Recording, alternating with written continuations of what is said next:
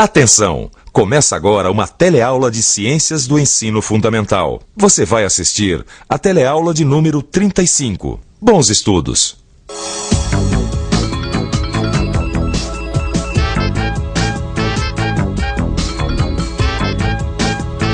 Luz do sol que a folha traga e traduz. É linda essa música, não é? Ela foi escrita pelo Caetano Veloso. Bom, eu não sei se você reparou, essa canção fala de um processo que ocorre em todas as plantas. Esse processo é a fotossíntese, o tema da teleaula de hoje. Onde você vai ver que as plantas produzem o seu próprio alimento, que é o açúcar, através de um processo chamado fotossíntese. Você vai ver também que no processo de fotossíntese, a planta absorve a luz do sol, que fornece energia para transformar água e gás carbônico em açúcar. E finalmente você também vai poder conferir que no final do processo de fotossíntese, a planta elimina oxigênio. Um pouquinho de verde, fica bem bonita, bem forte. Ai! E aí, Maria, tudo bem? Tudo bem. Que planta bonita. Ah, é um pouquinho de verde pra alegrar a vida, sabe? Mas não pode deixar faltar água, senão... Opa, água e luz, né? Não esqueça. Ah, é a luz do sol, não é? Isso. Porque as plantas não vivem sem o sol, quer dizer, sem a energia que vem do sol. Isso. Ô, Lineu, mas tem uma coisa que ainda não tá clara pra mim não, viu? Como é que as plantas se alimentam? Da onde que elas retiram energia pra se desenvolver? Boa pergunta. Como é que as plantas fazem para sobreviver? Onde é que elas vão buscar sua energia? Os animais, isso a gente já viu na última teleaula, retiram energia dos alimentos que comem. Alguns desses animais se alimentam de plantas, como por exemplo, as vacas. Existem também aqueles animais que só se alimentam de outros animais. A onça é um deles. E ainda tem aqueles animais que se alimentam de plantas e de animais, como é o caso do homem. Eu não sei o que você... Olha, que os animais se alimentam de plantas e outros animais, e daí que eles retiram energia para viver, eu já entendi. Mas e as plantas? Do que elas se alimentam? Bom, ao contrário dos animais, Maria, as plantas produzem seu próprio alimento. Ah, é? E que alimento é esse? O alimento da planta é um tipo de açúcar que ela mesma produz através de um processo chamado fotossíntese. Fotossíntese, síntese de substâncias orgânicas mediante a fixação do gás carbônico do ar através da ação da radiação solar. Mas essa definição do dicionário não tá um pouco confusa, não? Tá bom. Então, para você entender melhor o que quer dizer fotossíntese, é só você perceber que ela é formada por duas outras palavras. Foto mais síntese. Foto quer dizer luz. Síntese quer dizer produção de uma substância. Então, o que significa a palavra fotossíntese? Bom, se foto quer dizer luz e síntese quer dizer produção de uma substância, então fotossíntese é produção de uma substância em presença de luz, é isso? Ê, Maria! Oba! Tô bem. Luz do sol que a folha traga. Você entendeu agora quando a gente falou no começo da teleaula que essa música falava de fotossíntese? Você lembra do primeiro verso? Luz do sol que a folha traga e traduz. O que será que o Caetano quis dizer com esse verso? Horas, ele quis dizer que a folha traga e traduz a luz do sol. Ou seja, a folha absorve e transforma a luz do sol. E a transforma em quê? A folha transforma a luz em verde novo, em folha, em graça, em vida, em força, em luz. Você reparou? Essa frase resume o processo de fotossíntese. Resume a produção de substâncias em presença de luz. E como é que as plantas absorvem a luz do sol? Maria, isso é possível porque todas as plantas possuem nas suas folhas uma substância de cor verde chamada clorofila. E é justamente a clorofila que consegue absorver a luz do sol. E as plantas que não são verdes, elas não têm clorofila?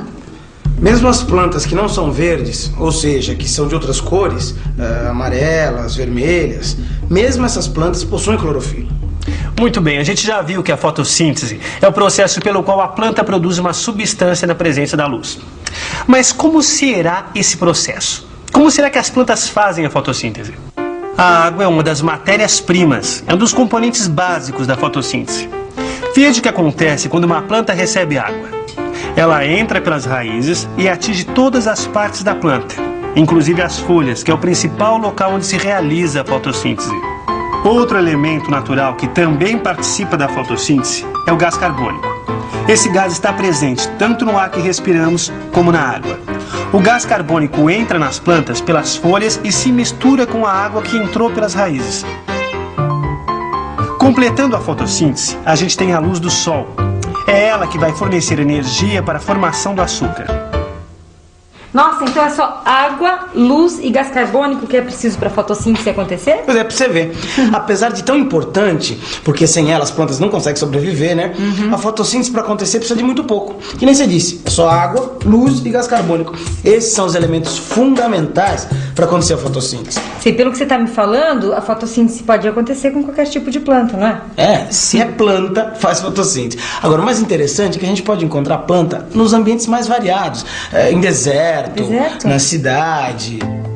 Nesses lugares é possível encontrar plantas presas ao solo, na água, ou até mesmo plantas sobre outras plantas. Ah, e todas elas fazendo fotossíntese. É isso aí, Maria. Todas as plantas, através da fotossíntese, produzem o açúcar, que é o alimento delas, entendeu? Sim. A fotossíntese pode ocorrer sem nenhuma luz? Não tem como a gente ver isso, não? Vê o quê? É isso, que a falta de luz bloqueia a fotossíntese e prejudica uma planta. Ah, você tá querendo fazer uma experiência? A gente pode usar essa plantinha sua aqui. Ah, é, não. O que você quer fazer, hein? Tá bom. Não vou fazer mal pra planta. Tá bom, como é que é essa experiência, então? Você vai pegar essa sua plantinha e colocá-la num lugar onde ela receba sol diretamente. Aí você pega um papel escuro e cobre com ele algumas folhas da planta. Espera passar uns 4 dias e depois volta lá pra ver o que aconteceu. Passaram-se 4 dias, e daí? Daí tira o papel escuro pra você ver o que aconteceu. Nossa, as folhas ficaram amarelas. Então, Maria, como é que você me explica isso? O que você acha que deve ter acontecido, hein? Bom, como parte da planta ficou sem a luz do sol, não houve fotossíntese. Isso. E se não houve fotossíntese, não houve a produção de açúcar. E daí? Né? Elas podem morrer.